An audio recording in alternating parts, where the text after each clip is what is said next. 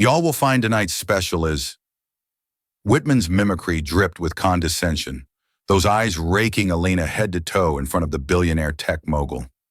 Rage coiled in her gut, hotter than the saute pans.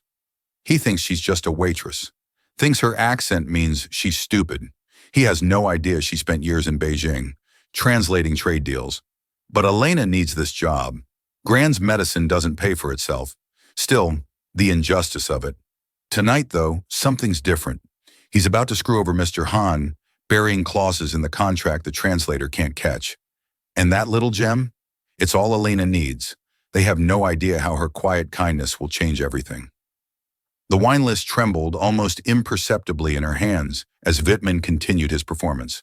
I swear they'll hire anyone these days. Probably can't even spell sommelier, he added, adjusting his $15,000 watch. Maybe stick to serving fried chicken, sweetheart. Mr. Han, the visiting Chinese tech billionaire, looked down at his plate, visibly uncomfortable with the racist undertones. Without a change in her professional expression, Elena turned to Mr. Han and spoke in perfect Beijing, accented Mandarin. Sir, would you prefer I describe the wine's provincial heritage before serving? The table fell silent. Mr. Han's eyebrows shot up in surprise while the CEO's smirk froze on his face. The 5 a.m. alarm pierced the darkness of Elena's small apartment. She silenced it quickly, careful not to wake her grandmother sleeping in the bedroom across the narrow hallway. At 28, Elena Wilson wasn't where she had planned to be. Not with a master's degree in linguistics hanging on her wall beside a faded photo of her graduation day in Beijing. She moved quietly through her morning routine, fingers tracing Chinese characters in a worn notebook while waiting for water to boil. 3 years ago, when Grand's health had deteriorated, Elena had postponed her PhD plans to care for the woman who had raised her. The academic job offers had evaporated, replaced by the steady income of restaurant work. Morning sunshine, her grandmother called out, appearing in her wheelchair at the doorway. Despite her fragile frame, her eyes remained sharp and knowing. Made you some tea, Gran? Elena replied, pouring the steaming liquid into a chipped mug with Chinese symbols. Working the dinner shift again? Her grandmother's fingers, swollen with arthritis, wrapped around the warm cup. Elena nodded, tucking a linguistics journal into her bag. Mr. Peterson scheduled me for the VIP section tonight. Better tips. She didn't mention the casual slights, the assumptions, or how customers rarely looked her in the eye when ordering. You know what my mother always said? Her grandmother offered a familiar refrain between them. Education is a treasure no one can steal. Elena smiled, kissing the older woman's forehead. And I've got a fortune in my head. Just need someone to notice the investment potential. She straightened her server's uniform, feeling the weight of two worlds colliding, the scholar and the server. As she headed for the door, the ivory room gleamed under soft chandelier light, a monument to exclusivity in downtown's financial district. White tablecloths stretched across each table like fresh snowfall, undisturbed until the evening's wealthy patrons would arrive to claim their territory. Alana moved silently through the back entrance, nodding to Jorge, the dishwasher who had been there for 20 years. The kitchen buzzed with pre-Irvis energy, chefs barking orders, the rhythmic chopping of vegetables, pans sizzling on industrial stoves. Wilson, you're on tables 12 through 15 tonight. Chinese delegation with Whitman Enterprises. Manager Peterson's voice cut through the kitchen noise as he approached, his Italian leather shoes clicking against the tile floor. He was a thin man with perpetually worried eyes, more concerned with pleasing the owner than the customers. These are 8-figure clients. Don't mess it up. Yes, sir, Elena replied, tucking her textbook deeper into her locker. Peterson caught the movement, and none of that. Whatever it is you read, this isn't a library. He gestured vaguely at her bag. Remember your background music here. Present but unnoticed unless needed. Across the room, Chad, a white server with half her experience, was being briefed on wine pairings for the evening. The Sumeyer specifically requested you for the Thompson party, Peterson told him with a smile. They appreciate your knowledge. Elena bit her tongue. Last week, she had corrected Chad's pronunciation of Gewürztraminer, only to be told to stick to the basics. The Whitman party might ask about the wine. Just bring me over if they have questions, Peterson instructed her, already walking away. And Elena toned down the southern thing. These are sophisticated people. She watched him leave, then straightened the plates on her serving tray with mathematical precision. She had memorized the entire wine list, including vintage variations and regional characteristics in both English and Mandarin. Not that anyone had asked. The invisible barriers of the restaurant were clearer than the crystal glassware they served. Some people belonged in the spotlight, others in the shadows. The pre-dinner lull offered a rare 15 minutes of calm. While other servers scrolled through their phones or smoked outside, Elena claimed the small corner table in the break room. She extracted her weathered copy of Advanced Business Mandarin from her bag, fingers finding the dog-eared page marked with yesterday's receipt. Chinese characters flowed across the page, a visual poetry she'd loved since her undergraduate days. Elena traced them with her fingertip, mouthing complex phrases about international trade negotiations. In another life, she would be using these words in boardrooms, not memorizing them between serving shifts. Guanuan, she whispered, practicing how to raise concerns about contract terms. Her pronunciation was flawless, a skill honed through 3 years studying in Beijing before Grand's health had called her home. Footsteps approached. In one fluid motion, Elena slid the textbook beneath a stack of menus and picked up her order pad, appearing to review tonight's specials. Peterson appeared in the doorway. Whitman's party just called. They're coming 30 minutes early. His eyes narrowed at her table. What are you doing? Memorizing the chef's specials, she replied, holding up the pad. He seemed satisfied with the answer. Good. And remember, these Chinese businessmen are important. Smile, nod.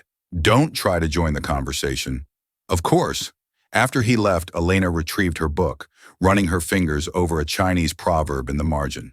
The gem cannot be polished without friction, nor man perfected without trials. She closed the book and tucked it away. Tonight would be just another performance as the invisible server, a role that had never quite fit, but one she'd learned to play perfectly. The restaurant's grand entrance doors swung open at precisely 6:45 p.m. First came the security detail, 2 stone-faced men in dark suits who scanned the room with practiced efficiency. They were followed by a cluster of assistants carrying sleek tablets and leather portfolios. Then Mr. Han entered.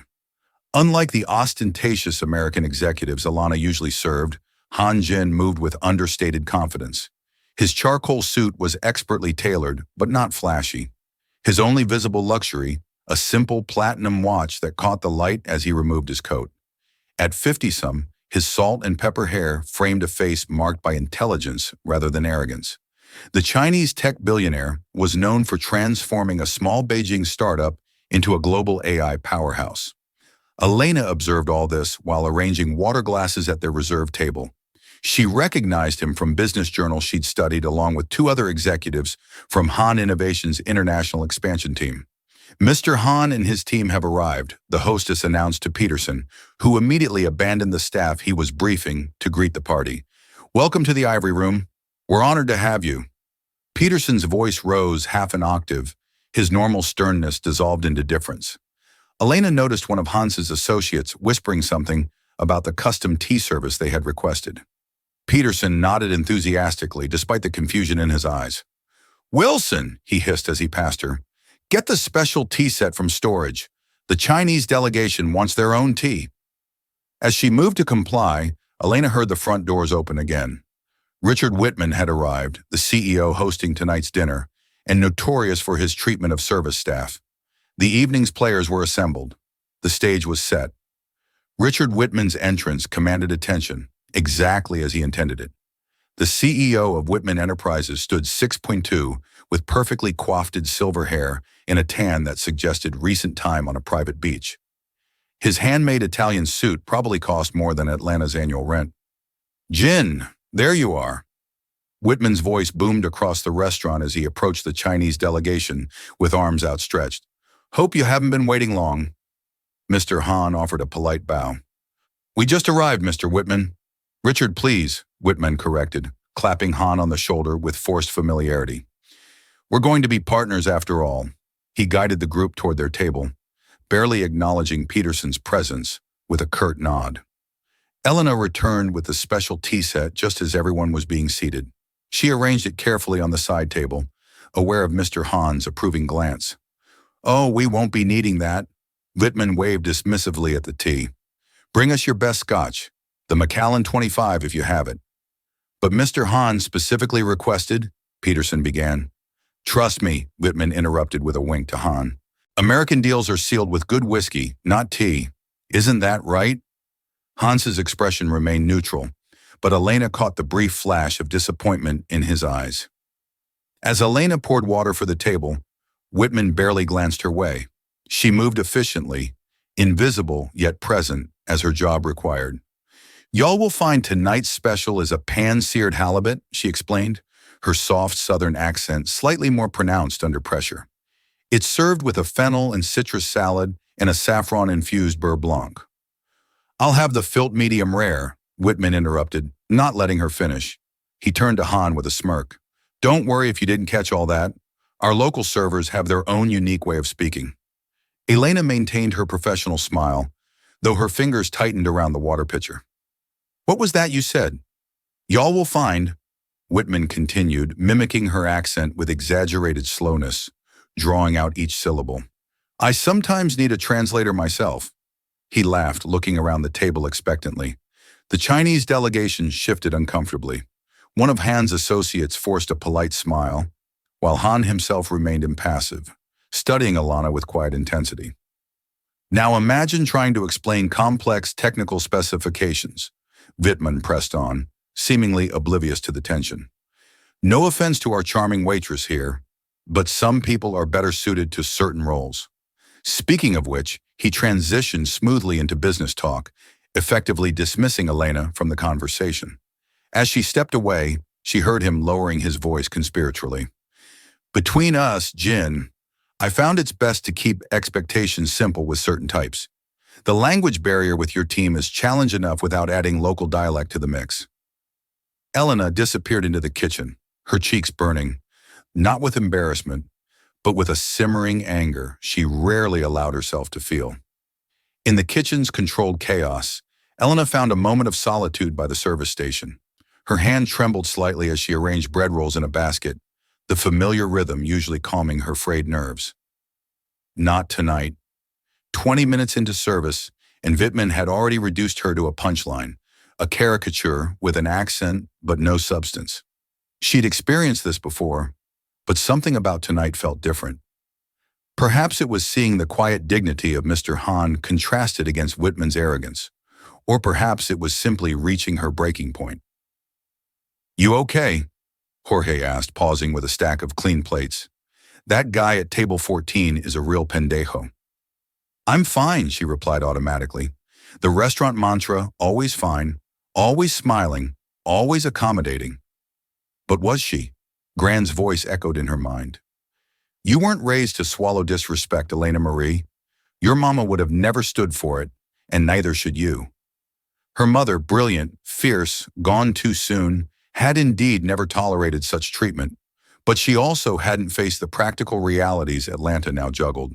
Gran's medical bills, rent increases, student loans still unpaid. Elena glanced at her reflection in the polished serving tray. The woman staring back had spent years dimming her light, speaking more softly, nodding more readily. For what? Security that felt increasingly like a cage. Order up for 14. The chef's call yanked her back to reality. As she arranged the appetizers on her tray, Elena calculated the cost of dignity. One wrong move could mean unemployment. No references, no health insurance for Gran. The weight of responsibility pressed down on her shoulders, heavier than any serving tray. Would speaking up even matter, she wondered, straightening her uniform? Would anyone even listen? She had no answer as she pushed through the kitchen doors, perfectly balanced, tray in hand, practiced smile firmly in place. But something had shifted inside her, a quiet rebellion taking root, waiting for the right moment to break through the surface. Elena approached table 14 with the first course, her movements fluid and unobtrusive. The conversation halted momentarily as she set down delicate plates of tuna tartar and scallop ceviche.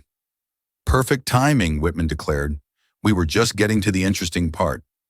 She nodded politely and stepped back to the side station, appearing busy with folding napkins while remaining within earshot.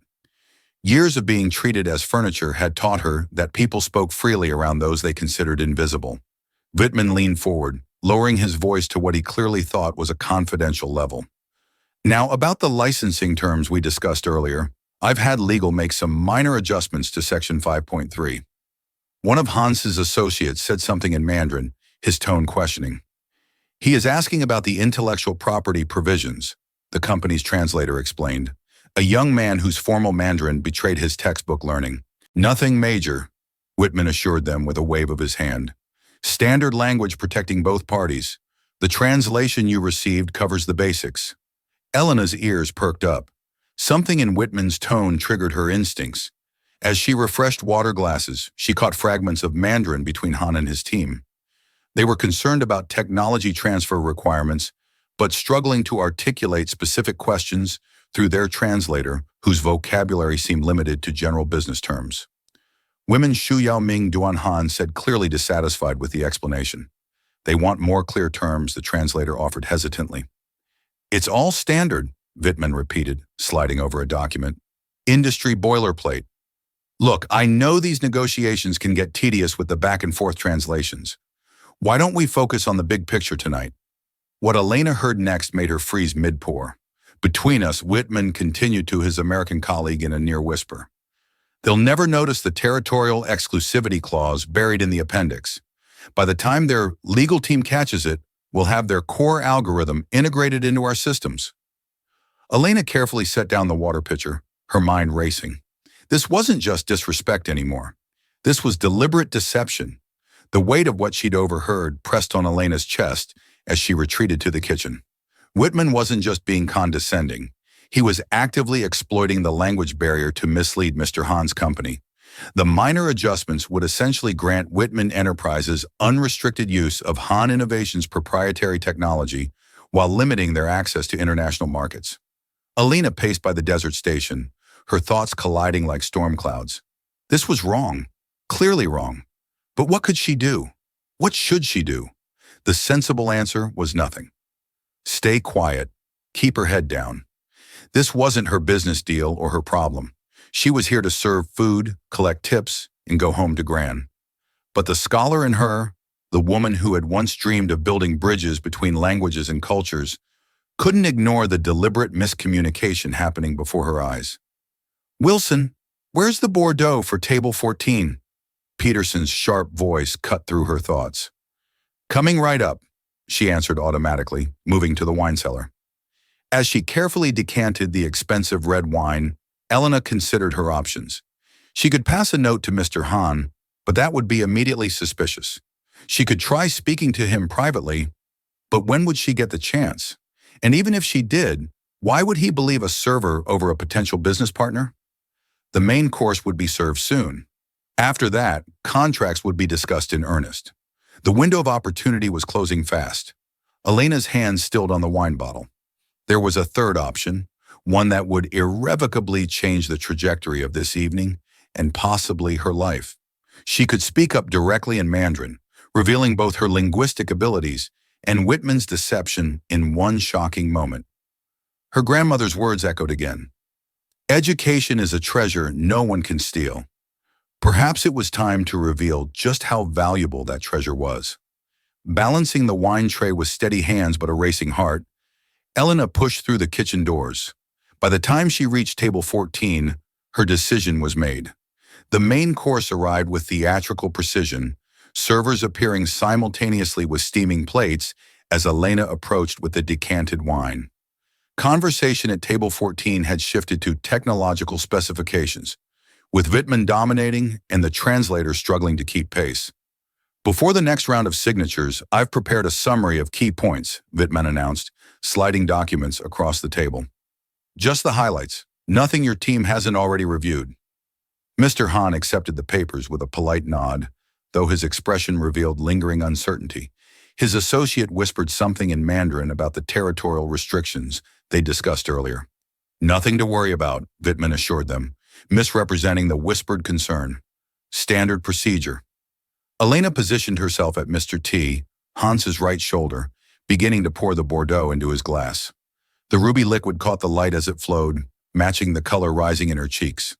Her heart pounded against her ribs as she completed the pour, and instead of moving to the next guest, remained standing beside him. "Excuse me, Mr. Han," she said in perfect, academically precise Mandarin. "I believe there may be a misunderstanding regarding the appendix clauses in the contract." The table fell silent. Even the clink of silverware in the restaurant seemed to pause. Han turned slowly to face her, astonishment evident in his widened eyes. Continuing in flawless Mandarin, Alana spoke clearly and respectfully. The document references exclusive territorial rights that would prevent Han Innovations from operating independently in European and South American markets without Wittmann Enterprises' approval. This differs significantly from the terms you were discussing earlier. She maintained perfect composure, though she could feel Peterson's horrified stare from across the room. Whitman's face had transformed from confident to confused to furious in the span of seconds. Mr. Han studied her face intently before responding in Mandarin. "You speak with remarkable fluency. Please continue." "Additionally," she said, setting down the wine bottle with steady hands, "the intellectual property provisions extend beyond joint development to include pre-existing technologies, essentially granting unrestricted access to your company's core algorithms." The power at the table had suddenly irrevocably shifted for 3 breathless seconds. No one moved. The restaurant's ambient noise seemed distant, as if Elena and the table existed in their own pocket of suspended time. Whitman recovered first, his business smile straining at the edges. "I don't know what she's saying, but I assure you she is saying," Mr. Han interrupted in measured English, "that your contract contains terms significantly different from what you have verbally described." His gaze never left Elena's face. "Terms that would be highly unfavorable to my company." Whitman's complexion shifted from healthy tan to mottled red. "This is completely inappropriate, Peterson," he called out, searching for the manager.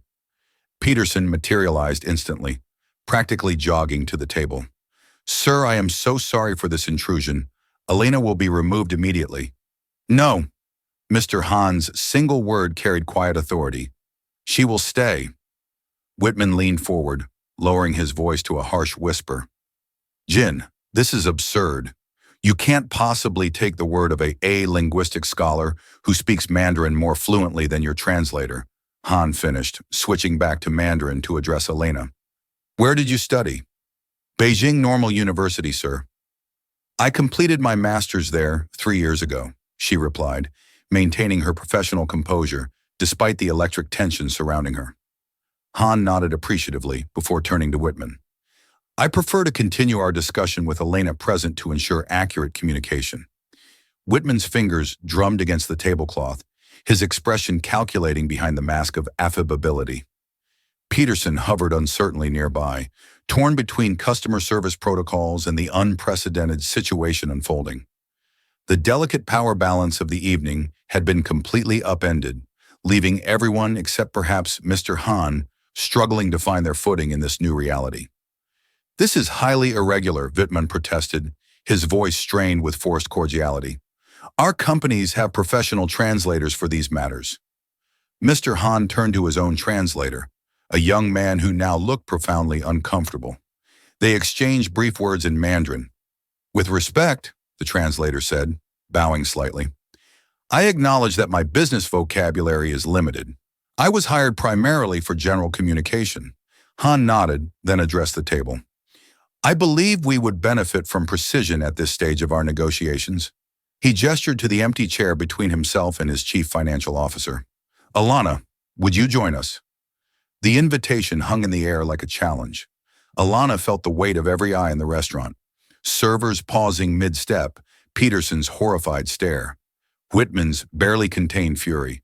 "Sir, company policy strictly prohibits staff from—" Peterson began. "I'll gladly pay for her time," Han interrupted smoothly. "Consider it a consulting fee for specialized language services." "I'm not sure," Peterson stammered. $10,000, Han stated calmly, "for the remainder of the evening, paid directly to your restaurant." The sum silenced Peterson instantly. Even Whitman's objections faltered. Elena carefully set down her serving tray, removed her apron, and handed both to a slack-jawed Peterson. With quiet dignity, she took the offered seat, back straight, hands folded professionally on the table. "Thank you, Mr. Han," she said in English, then switched to Mandarin. I'm happy to facilitate clear communication between both parties. Hans smiled, the first genuine smile of the evening. Excellent. Now perhaps we should review these documents from the beginning with proper translation of all terms. Wittmann's face performed a remarkable transformation, shifting from outrage to calculation to practiced affability in seconds. Of course, he said smoothly. Transparency is key in any partnership. Across the restaurant, servers whispered behind cupped hands. Chad stared open-mouthed at his colleague's astonishing elevation. And in that moment, Elena felt the invisible barriers she'd lived behind for years begin to crumble. She was no longer background music. She had become part of the symphony. If you'll excuse us for a moment, Wittmann said with practiced charm, I'd like a brief word with our unexpected translator. He gestured toward the hallway leading to the private dining rooms. Mr. Hahn nodded, already engrossed in reviewing the contract with his team. Elena rose gracefully, maintaining her professional composure as she followed Wittmann from the table. The moment they rounded the corner, out of sight from the main dining room, Wittmann's demeanor transformed. He turned on her, stepping uncomfortably close. What exactly do you think you're doing? He hissed, voice low but venomous. His expensive cologne couldn't quite mask the sour smell of anger. Elena stood her ground. Providing accurate translation services, sir. Don't play smart with me. Wittmann's finger jabbed the air inches from her face. You've deliberately interfered in a private business matter?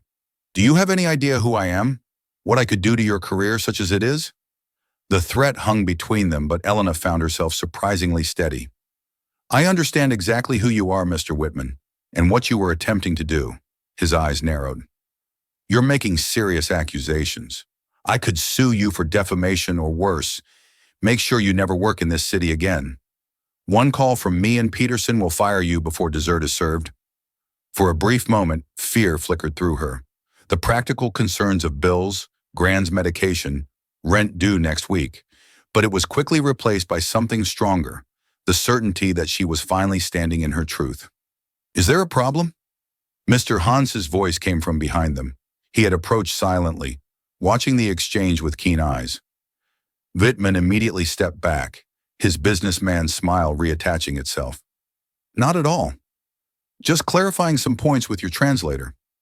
Good, Hahn replied, though his expression suggested he understood exactly what had been happening.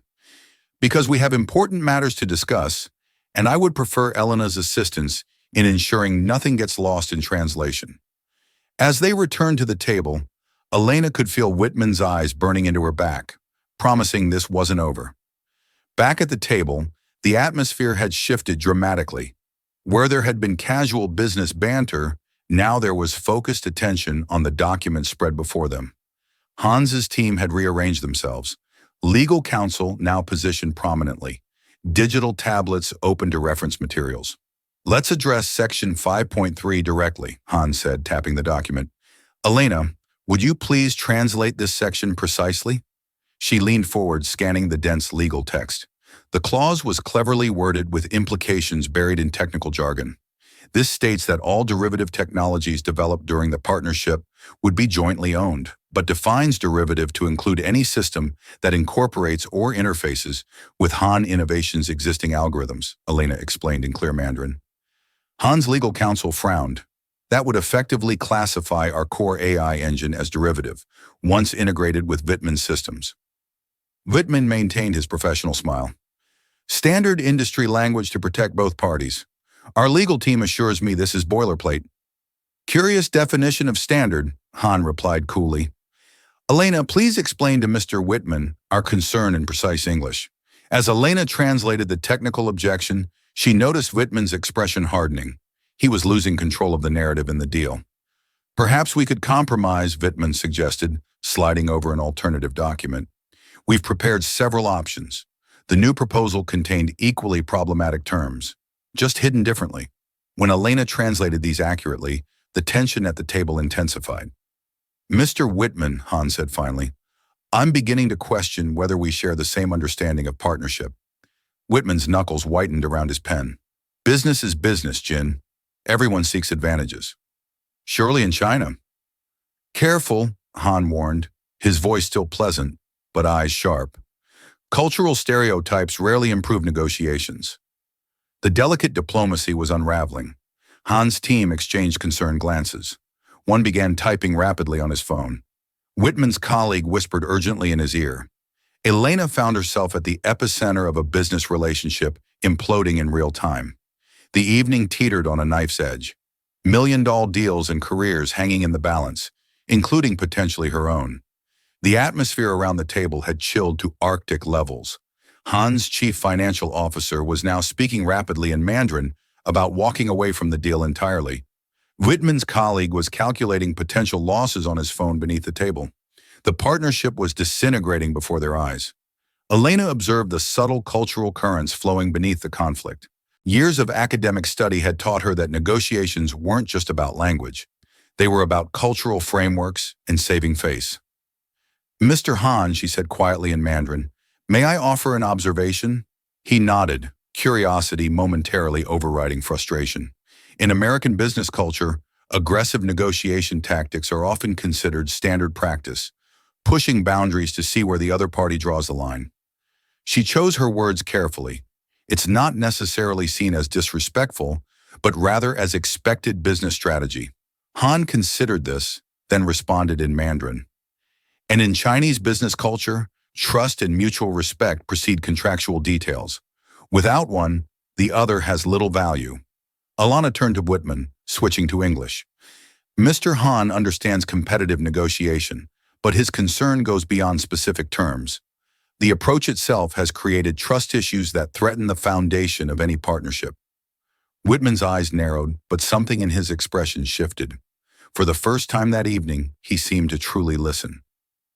"Mr. Whitman," Elena continued, drawing on her academic training in cross-cultural communication. "In Chinese business culture, the concept of guangxi, relationship building, is fundamental. Contracts follow trust, not the other way around." A moment of silence fell over the table as Whitman processed this. "What would you suggest?" he finally asked, addressing Elena directly for the first time.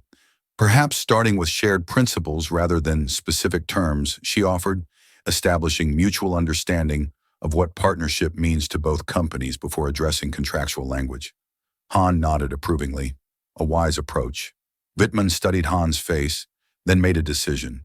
He pushed the controversial documents aside and placed a blank notepad in the center of the table. "Let's start fresh," he said. "No hidden clauses, no aggressive tactics. What principles would make this partnership valuable to Han Innovations?" The negotiation had found new life with Alana, as its unexpected heart. As the conversation shifted to core principles, Elena's role transformed from mere translator to cultural bridge. She navigated the complex linguistic terrain with remarkable precision, moving seamlessly between languages while capturing nuance, technical details, and cultural context. When Han described his company's AI architecture using specialized Mandarin terminology, Elena didn't just translate the words, she rendered the concepts in technically precise English that Whitman's team could immediately grasp. "The neural pathway architecture he's describing is similar to your quantum processing system," she explained to Whitman, "but with a fundamental difference in how it handles uncertainty variables." When legal terms arose with no direct Mandarin equivalent, she provided contextual explanations rather than word-for-word translations, ensuring true comprehension on both sides. The discussion grew increasingly technical, touching on algorithm parameters, machine learning protocols, and proprietary systems. Yet Elena never hesitated, drawing on her academic background to maintain the flow of communication. Han's team began directing complex questions to her, trusting her to convey not just their words but their intentions. Whitman's technical officers stopped waiting for translations, instead watching Elena's face as she spoke, recognizing the value of her insights. "Ask them about the latency issues in distributed networks," Whitman requested, now addressing her directly rather than speaking through her. As the discussion progressed, even Peterson, hovering anxiously nearby, couldn't help but look impressed. The server he had instructed to tone down the Southern thing was now guiding a multi-million-dollar negotiation with confidence and expertise. Alana felt a quiet satisfaction as she continued to translate. This was what she had trained for, not just converting words from one language to another, but truly connecting minds across cultural and linguistic divides. As the wait staff cleared the main course dishes, the conversation shifted to a more relaxed tone. The initial business framework had been established with both parties finding common ground that hadn't seemed possible an hour earlier. "I'm curious," Mr. Han said, turning to Atlanta during the natural pause before dessert. "Your Mandarin is exceptional academic level, but with Beijing colloquialisms. Where did you study?" "Beijing Normal University," she replied. "I completed my master's in comparative linguistics there 3 years ago with a focus on business communication between Eastern and Western languages." Whitman, who had been checking his phone, looked up with sudden interest. "Before that, I did my undergraduate work at Georgetown," Elena continued, double majoring in Chinese language and international business. "Impressive credentials," Han remarked. "How did you end up?" He gestured discreetly to the restaurant around them. Elena took a sip of water, composing her thoughts. This wasn't a story she shared often. "I was accepted to a PhD program," she explained. "My dissertation was going to explore how language shapes international business negotiations. Ironically enough, a small smile touched her lips. But my grandmother, who raised me, had a stroke. She needed full-time care, and I was her only family. So I postponed academia and found work that offered health insurance and flexible hours." Han nodded thoughtfully. "Family responsibility is a core value in Chinese culture. Your grandmother must be very proud. She reminds me daily that education is a treasure no one can steal," Alana said, the familiar phrase warming her despite the formal setting. "And do you speak other languages with such fluency?" Han inquired. "French and Spanish professionally. Enough Japanese to get by. I was studying Korean before." She trailed off, gesturing to indicate her current circumstances. Whitman was watching her with new eyes, calculating, assessing, as if seeing a valuable asset he had previously overlooked. 3 years serving CEOs their dinner," he mused aloud, "while speaking more languages than most of my international team combined." "Yes, sir," Elena replied simply. "Would you like to see the dessert menu?" The dessert plates had been cleared, espresso served in delicate cups. Outside the restaurant windows, city lights sparkled against the darkened sky. 3 hours had passed since Elena had first spoken Mandarin at the table. 3 hours that had completely transformed the trajectory of the evening. "I believe we have the framework for something valuable," Han said, reviewing the handwritten principles they had established. "My legal team will draft new documents reflecting these terms." Whitman nodded, his earlier aggression replaced by genuine engagement. "I'll have our people remove the problematic clauses." Clean slate as agreed. The two CEOs exchanged looks of cautious respect. Not quite friendship, but a foundation of understanding that hadn't existed before. "We'll finalize everything at tomorrow's meeting," Han continued. 9 a.m. at your offices." "Looking forward to it," Whitman confirmed, then hesitated. "Would it be possible?" He glanced at Elena. "That is, would you be willing to join us tomorrow as well to ensure continued clarity?" Before Alana could respond, Han interjected smoothly. "I was about to suggest the same. Your expertise has been invaluable." The realization of what was happening washed over Atlanta. She was being invited into a corporate boardroom, not to serve coffee, but to facilitate a multi-million-dollar international deal. "I would be honored," she said, maintaining her professional composure despite the emotions swirling beneath the surface. As the executives stood to leave, Han offered his hand to Atlanta, a gesture of respect between equals. "Thank you for your exceptional service tonight. You've changed the course of this partnership for the better." Whitman extended his hand as well, his expression suggesting he was still processing the evening's unexpected developments. "Indeed, it seems I've been underestimating the talent right in front of me." The following morning found in the Whitman Enterprises lobby, dressed in her best interview suit, a navy ensemble she hadn't worn since her last academic conference 3 years ago. She had called in sick to the restaurant, something she'd never done before, and spent hours briefing her grandmother on the extraordinary events of the previous evening. The executive conference room overlooked the city from 40 stories up. Floor-to-ceiling windows framed a view that made the world below seem small and distant. Han and his team were already seated when she arrived, with Whitman and his executives entering moments later. The meeting proceeded with surprising efficiency. the previous night's foundation, enabling quick resolution of remaining details. Atlanta provided translation when needed, though both sides now made efforts to communicate more directly with greater patience and respect. As the final documents were being prepared for signatures, Han turned to her. "Alana, I'd like to discuss your future," he said in English, ensuring everyone present could understand.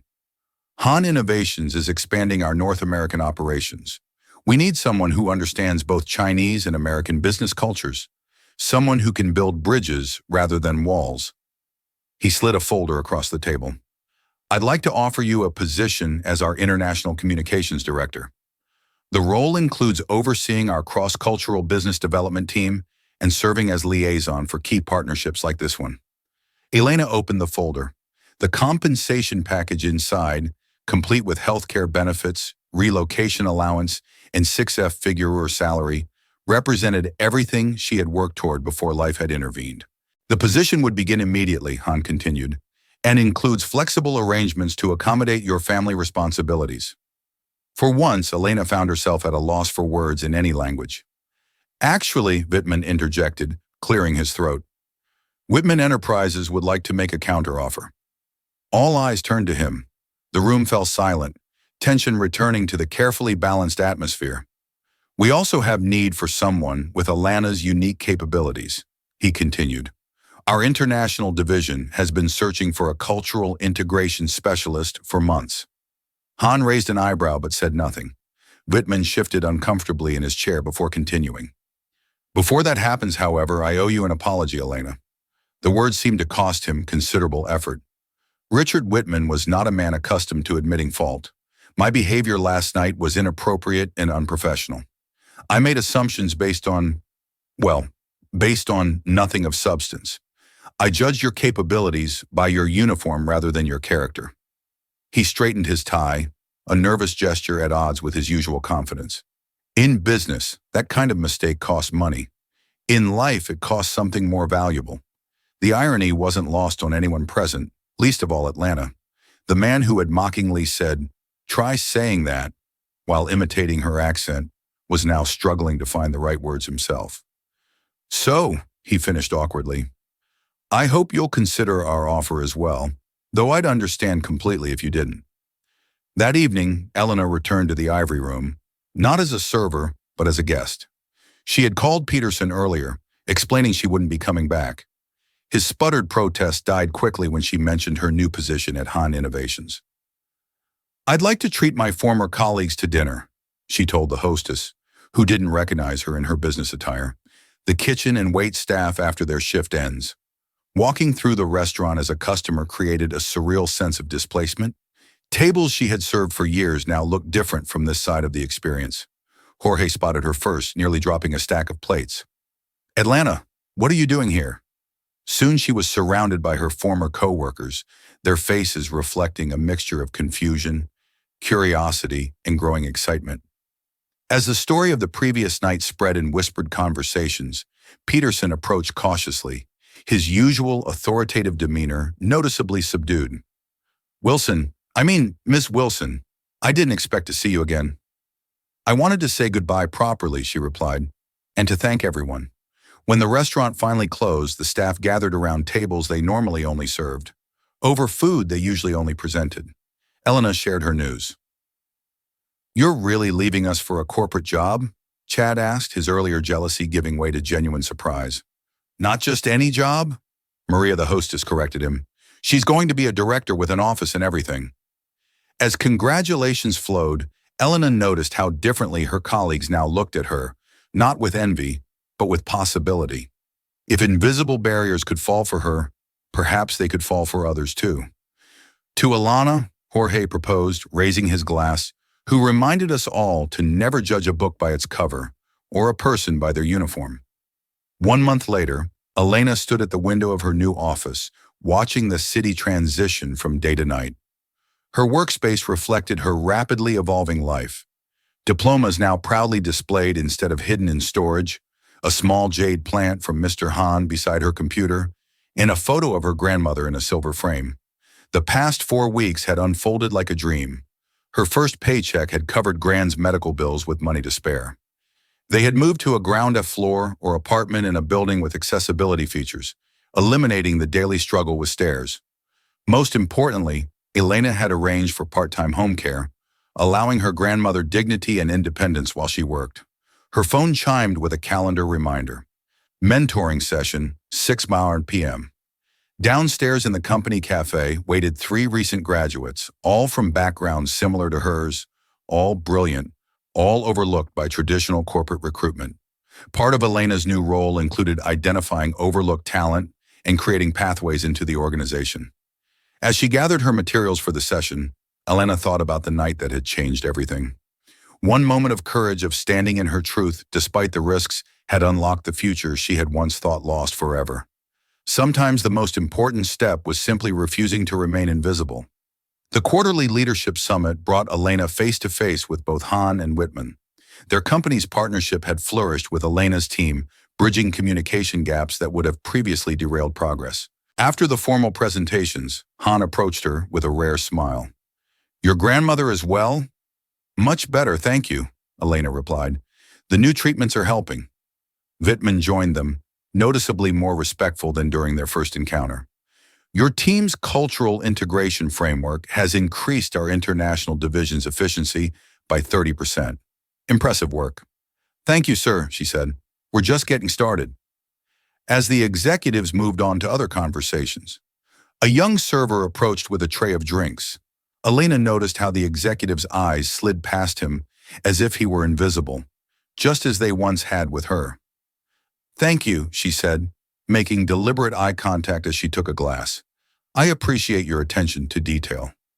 The young man's surprised smile reminded her of herself not long ago.